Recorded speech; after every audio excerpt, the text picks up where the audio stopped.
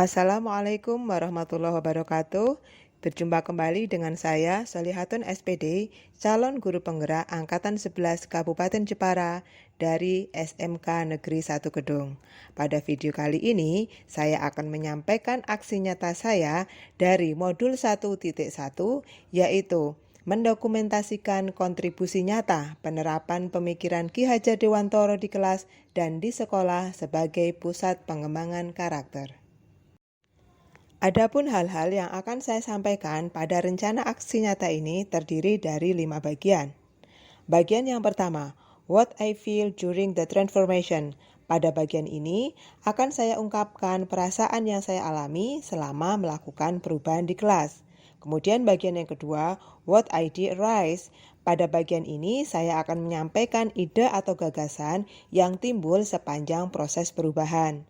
Kemudian bagian yang ketiga, what I learned. Pada bagian ini saya akan menyampaikan pembelajaran dan pengalaman yang saya peroleh dalam bentuk catatan praktik baik. Kemudian pada bagian yang keempat, what the photo said. Di sini saya akan menyampaikan beberapa foto dokumentasi berkenaan dengan pelaksanaan rencana aksi nyata yang telah saya buat. Dan kemudian bagian yang kelima, what they said about me. Di sini saya akan menyampaikan testimoni dari seorang rekan guru berkenaan dengan rencana aksi nyata yang saya buat. Pada saat saya menyusun rencana aksi nyata ini, yaitu pada akhir bulan Juni, sebenarnya saya masih sangat disibukkan dengan kegiatan untuk menyusun rencana pembelajaran untuk tahun pelajaran 2024-2025. Kemudian pada saat yang bersamaan, kegiatan calon guru penggerak juga berlangsung.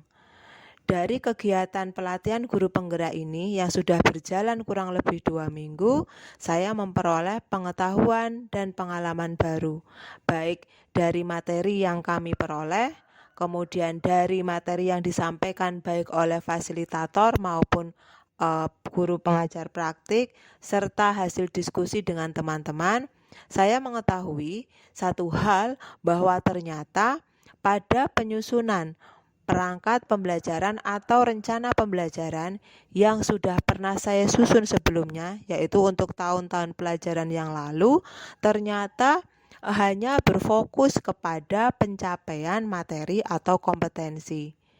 Pada rencana pembelajaran yang pernah saya buat, ternyata tidak pernah memasukkan komponen bagaimana membuat suasana pembelajaran yang menyenangkan, di mana komponen itu tertuang secara eksplisit di rencana pembelajaran saya. Padahal dari hasil pelatihan ini saya mengetahui satu hal, bahwa proses pembelajaran ini harus dapat berjalan dengan menyenangkan. Artinya murid atau siswa merasa senang belajar di kelas, senang belajar bersama guru tanpa adanya tekanan. Nah, saya berpikir bagaimana agar proses pembelajaran tadi dapat berlangsung dengan menyenangkan jika kita tidak pernah memasukkan komponen tersebut atau upaya tersebut di dalam perencanaan pembelajaran yang kita buat. Selanjutnya, berawal dari perasaan bahwa perencanaan pembelajaran yang pernah saya buat sebelumnya memiliki kekurangan, maka muncul ide yang pertama, perlu memasukkan unsur permainan dalam rencana pembelajaran saya agar pembelajaran saya nantinya berlangsung menyenangkan. Kemudian yang kedua, bagaimana memasukkan unsur permainan tersebut? Permainan tersebut dapat saya lakukan dalam bentuk ice breaking yang bisa dilakukan di awal pembelajaran atau dalam bentuk game yang dapat dilaksanakan pada kegiatan inti pembelajaran. Jadi ide besarnya adalah saya akan mencantumkan secara eksplisit unsur permainan di dalam perencanaan pembelajaran saya. Selanjutnya, pembelajaran dan pengalaman apa yang saya peroleh dari rencana aksi nyata ini, Yang pertama adalah bahwa agar proses pembelajaran dapat berlangsung menyenangkan, perlu memasukkan unsur permainan dalam proses pembelajaran. Kemudian yang kedua, unsur permainan tersebut sebaiknya dicantumkan secara eksplisit dalam rencana pembelajaran. Dan yang ketiga, saya perlu berkolaborasi dengan teman sejawat untuk saling berbagi ide kreatif. Nah, selanjutnya saya akan menampilkan beberapa dokumentasi yang telah saya lakukan pada saat penyusunan rencana pembelajaran ini. Yang pertama adalah pelaksanaan kegiatan workshop dan berbagi praktik baik pada tanggal 27 Juni 2024. Pada kegiatan tersebut, sekolah kami mengundang beberapa pihak seperti pengawas, kemudian ada guru dari sekolah lain, dalam hal ini adalah dari SMK Negeri 1 Kalinyamatan, untuk berbagi praktik baik serta menyampaikan materi bagaimana menyusun modul ajar atau rencana pembelajaran. Nah, pada kegiatan tersebut kami saling berbagi bagaimana cara menyusun perangkat pembelajaran yang baik sesuai dengan kurikulum Merdeka, dan tentu saja bagaimana cara meramu agar proses pembelajaran dapat berlangsung efektif, efisien, tetapi juga menyenangkan.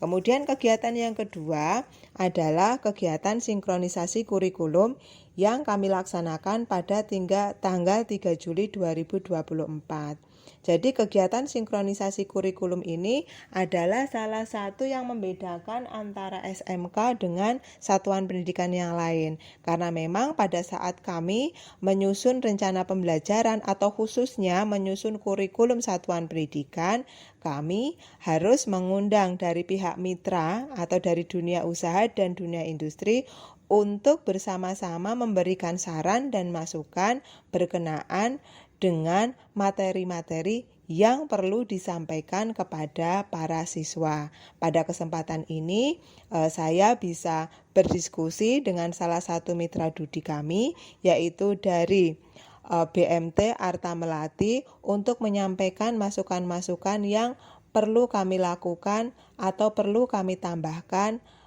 untuk bisa diberikan kepada anak didik kami agar nantinya mereka siap untuk memasuki dunia kerja. Assalamualaikum warahmatullahi wabarakatuh.